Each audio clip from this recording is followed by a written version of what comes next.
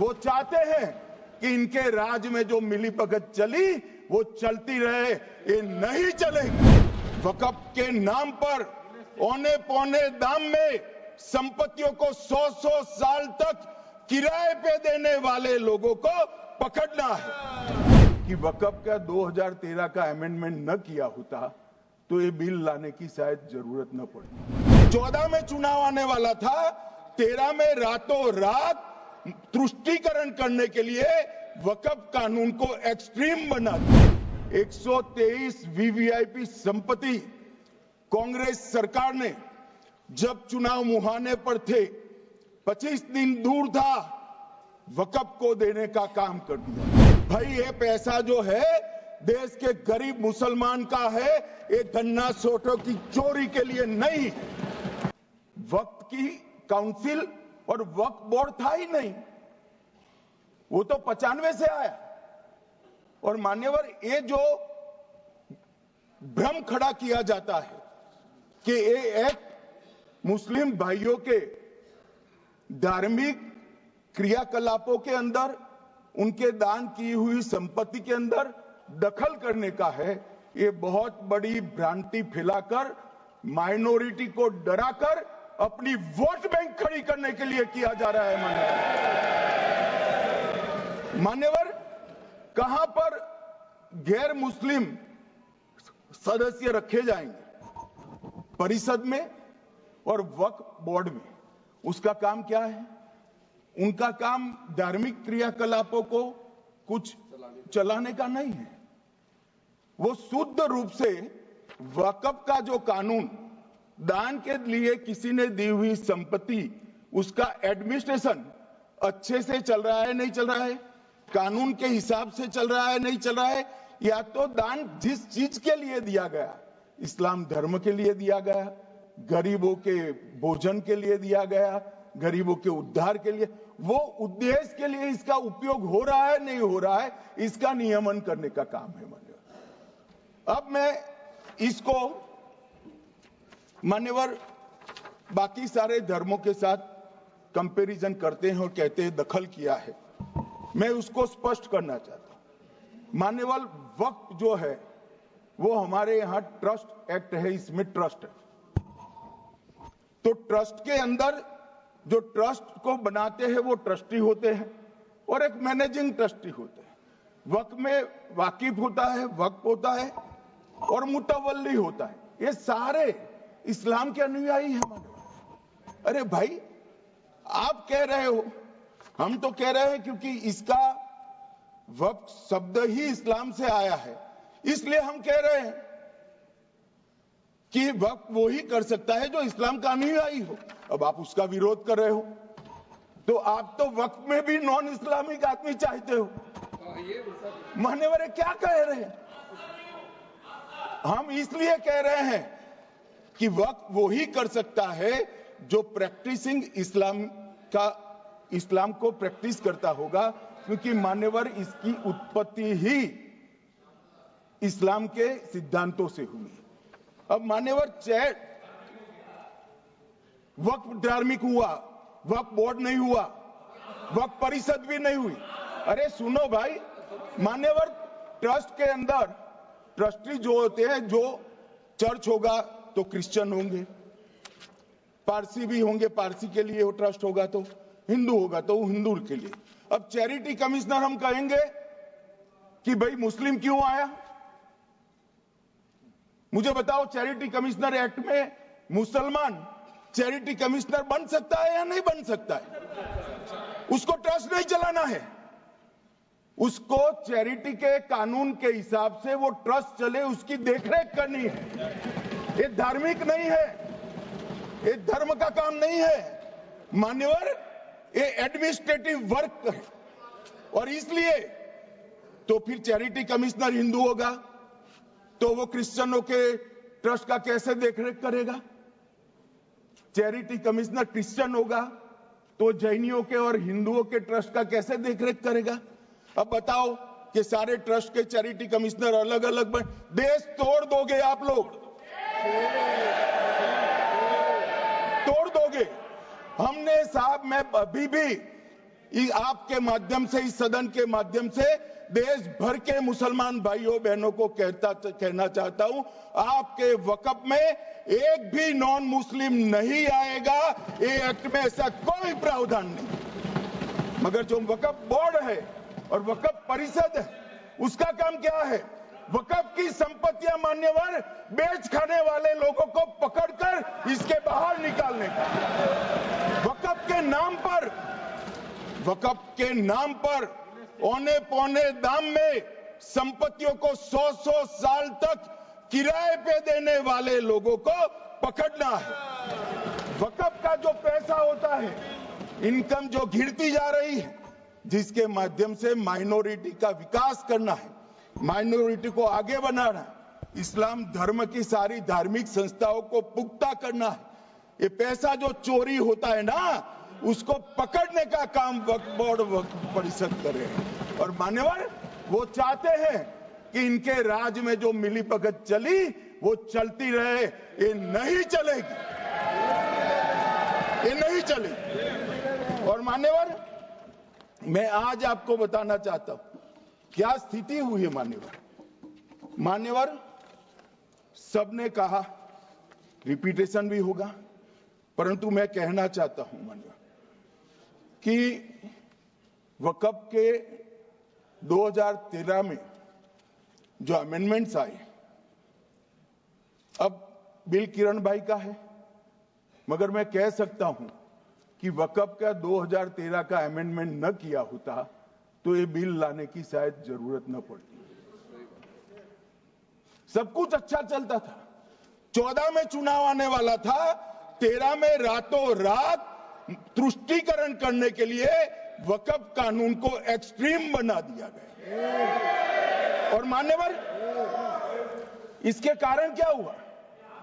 इसके कारण दिल्ली लुटियन की 123 वीवीआईपी संपत्ति कांग्रेस सरकार ने जब चुनाव मुहाने पर थे, 25 दिन दूर था, वक्फ को देने का काम कर दिया। दिल्ली वक्फ बोर्ड ने उत्तरी रेलवे की भूमि वक्फ के नाम घोषित कर दी। हिमाचल में वक्फ की संपत्ति बताकर उस पर अवैध मस्जिद बनाने का काम किया। 250 हेक्टेयर क्षेत्रफल वाले 12 गांव पर वक्फ का स्वामित्व हो गया तब तमिलनाडु में।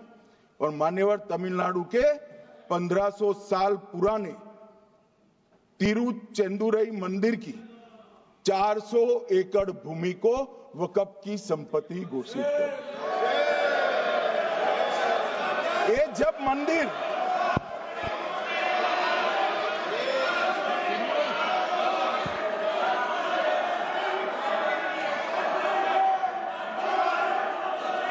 आपको मौका मिले जब अपनी बात कह देना, प्लीज बैठिए। मान्यवर कर्नाटक की, आपको मौका मिले जब अपनी बात कह देना। आप भी बहुत मिसलीड करते हैं, बैठिए। गृह मंत्री जी। मान्यवर कर्नाटक की मणिपट्टी समिति का रिपोर्ट में पढ़ रहा हूं, इसमें मेरा कुछ नहीं है, खड़े मत हो जाना। ये मणिपट्टी समिति का रिपोर्ट है। 29,000 एकड़ भूमि वक्फ की बिजनेस के उपयोग के लिए किराए पर दे दी। मान्यवर 2001 से 12 के बीच 2 लाख करोड़ की वक्फ की संपत्ति निजी संस्थानों को हस्तांतरित कर दी 100 साल की लीज पर। मान्यवर बेंगलुरु में उच्च न्यायालय में बीच में पढ़ना पड़ा, 602 एकड़ भूमि को जब्त करने से रोकना पड़ा। विजयपुर कर्नाटक के होनवाड़ गांव की 1500 एकड़ भूमि पर दावा कर उसको विवाद में डाला और 500 करोड़ की संपत्ति जिस भूमि का मूल्य है वहां 5 स्टार होटल को महीने 12,000 रुपए के किराए से दे दिया। अब मान्यवर ये कहते हैं कि इसका हिसाब किताब न करो, इसकी देखरेख न करो। भाई ये पैसा जो है देश के गरीब मुसलमान का है, ये गन्ना सोटों की चोरी के लिए नहीं, ये इसको रोकने के लिए। और इनके जो ठेकेदार बैठे हैं मान्यवर, ये यहां गरज गरज कर बोलते हैं, कुछ तो समझे बगैर बोलते हैं, कुछ समझ कर बोलते हैं। उनको लगता है कि इससे हम जीत जाएंगे। मान्यवर, कर्नाटक में दत्तापीठ के मंदिर पर क्लेम किया, तालीपरंबा 75 साल पुराने एक दावे के आधार पर 600 एकड़ जमीन का दावा किया और ईसाई समुदाय की भी ढेर सारी जमीनों पर कब्जा कर लिया गया। मान्यवर, आज देश के कई गणमान्य चर्च और चर्च के समूह वक्फ बिल का समर्थन कर रहे हैं। उनको लगता है कि इसका विरोध कर हम मुस्लिम भाइयों की सिंपैथी जीतकर अपनी वोट बैंक पक्का करेंगे, उसमें कोई फायदा नहीं होगा अखिलेश। इसलिए कि 4 साल में मुस्लिम भाइयों को मालूम पड़ जाएगा कि कानून तो उनके फायदे में है। और इसके साथ ये दक्षिण के सारे जो सांसद बोल रहे हैं, अपनी अपनी कॉन्स्टिट्यूएंसी में सारे चर्च को मान्यवर नाराज कर रहे हैं, उनको पता नहीं, सारे चर्च को नाराज कर रहे हैं। सारे चर्च ने रिजोल्व किया है कि हम खिलाफ इसका हम समर्थन करते हैं। मान्यवर, तेलंगाना में 66,000 करोड़ की 1700 एकड़ जमीन पर दावा कर दिया। असम में मोरीगांव जिले की 134 एकड़ भूमि पर दावा हुआ। बिहार का मैं लालू जी के कोर्ट के साथ बाद में बताता हूं। गुरुद्वारा से संबंधित हरियाणा की 14 मरला भूमि को वक्फ को सौंप दिया। और मान्यवर, प्रयागराज में चंद्रशेखर आजाद पार्क को भी वक्फ घोषित किया। और मान्यवर, महाराष्ट्र के वडानगे गांव में महादेव की मंदिर पर दावा किया और बीड में कंकलेश्वर मंदिर की 12 एकड़ जमीन वक्फ बोर्ड ने जबरन ले ली। मान्यवर, ये सब जब जो चल रहा है, इसमें आज भी मैं स्पष्ट करना चाहता हूं, वक्फ जो कि मुस्लिम भाइयों की धार्मिक क्रियाकलाप और उनके बनाए हुए दान से ट्रस्ट है, उसमें सरकार कोई दखल करना नहीं चाहती है। मुतवल्ली भी उनका होगा, वाकिफ भी उनका होगा, वक्फ भी उनका होगा। परंतु वक्फ की संपत्ति, इसका रख रखाव ठीक से हो रहा है नहीं। वक्फ का संचालन कानून के हिसाब से हो रहा है, निजी उपयोग के हिसाब से। सैकड़ों साल पहले किसी बादशाह ने दान किया, हमारी भाषा में कहो तो धर्मादा किया। अब इसकी संपत्ति को आप 12,000 रुपये में 5 सितारा होटल बनाने के लिए दे देते हो, ये उचित है क्या भाई? वो पैसा गरीब मुसलमान के कल्याण के लिए करिए, तलाकशुदा महिलाओं के कल्याण के लिए करिए, जो अनाथ बच्चे हैं उसके कल्याण के लिए करिए। मान्यवर, ये करने की जगह बेरोजगार मुसलमान युवाओं के लिए स्किलिंग का काम करिए। लाखों करोड़ों रुपए की भूमि मान्यवर, और इनकम 126 करोड़ रुपया। रेलवे की जितनी जमीन है, जिसमें हजारों करोड़ लाखों करोड़ का रेलवे का कारोबार चलता है, इतनी भूमि वक्फ के पास है और इनकम 126 करोड़ रुपए। मान्यवर कहते हैं कि इनकम का क्या उद्देश्य है?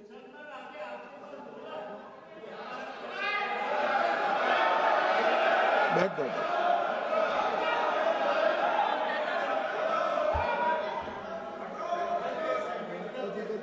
मान्यवर, मैं दादा की टेंशन समझ रहा हूं, ये बंगाल के मुसलमान भी सुन रहे हैं, तो उनको टेंशन होना स्वाभाविक है। मान्यवर, लालू प्रसाद जी, आज आरजेडी के सारे सदस्य बोले, जब 2013 का अमेंडमेंट आया, मैं लालू जी का तो पूरा पढ़ना चाहता हूं, बाकी सदस्यों का सिर्फ टोकन पढ़ूंगा। लालू जी ने क्या कहा? मैडम, सरकार जो यह संशोधन विधेयक पेश किया है, सरकार की पहल का हम स्वागत करते हैं। शाहनवाज हुसैन जी और अन्य माननीय सदस्यों ने अपनी बातों को यहां रखा, मैं उसका समर्थन करता हूं। आप देखिए सारी जमीनें हड़प ली गई है, चाहे सरकारी हो या गैर सरकारी। वक्फ बोर्ड में जो काम करने वाले लोग हैं उनके द्वारा सारी प्राइम लैंड को बेच दिया गया है। पटना में ही डाक बंगले की जितनी प्रॉपर्टी थी सब पर अपार्टमेंट बन गए। इस तरह की काफी लूट खसोट हुई है। हम संशोधन विधेयक तो आपको अंत में लाए हैं, समर्थन करते हैं, लेकिन मैं चाहता हूं कि भविष्य में आप कड़ा कानून लाइए और ये जो चोरी करने वाले लोग हो उनको जेल की सलाखों के पीछे। अब सब लालू प्रसाद की इच्छा इन्होंने तो पूरी नहीं की, नरेंद्र मोदी जी ने पूरी कर दी। ये लालू जी ने कहा था एक कड़ा कानून लाइए। मान्यवर शरीफुद्दीन शरीफ उन्होंने कहा मंत्री जी समझते हैं कि शायद इससे मुसलमानों का वोट मिल जाएगा, लिहाजा मुसलमान लोगों ने भी खुद ही तबाही मचाई है, इसलिए मैं गुजारिश करूंगा कि इसके लिए आप सख्त कानून बनाइए, उनके हाथों में हथकड़ियां पहनाइए और जो उनके कब्जे किए हैं वो जमीनों बेचकर गरीब और तलाकशुदा मुस्लिम बहनों का कल्याण करिए। इसके बाद श्री हमीदुल्लाह सैयद लक्षद्वीप से थे, उनका भी इसी टोन का भाषण है। और मान्यवर मैं आज की बात नहीं कर रहा हूं, 2013 का जो बिल कांग्रेस पार्टी लेकर आई इसके विरोध में इनके समर्थकों ने जो कहा था मान्यवर ये है। और क्या होगा भाई इससे? पारदर्शी ऑडिट होगी, आज ऑडिट ही नहीं हो रही। रिपोर्ट ऑनलाइन जमा करने की सिस्टम नहीं है, वो होगी, रिपोर्ट देनी पड़ेगी, बैलेंस शीट जमा करनी पड़ेगी, ऑडिट होगी, कैग के रिटायर्ड ऑफिसर ऑडिट करेंगे और मान्यवर पारदर्शिता आएगी। इससे क्यों डरना चाहिए किसी को? पारदर्शिता से क्यों?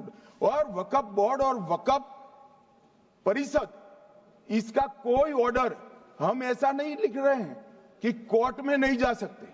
आपने तो कर दिया था कि एक ऑर्डर को कोई कोर्ट में चैलेंज ही नहीं कर सकता, पूरा संविधान वहां समाप्त कर दिया मान्यवर।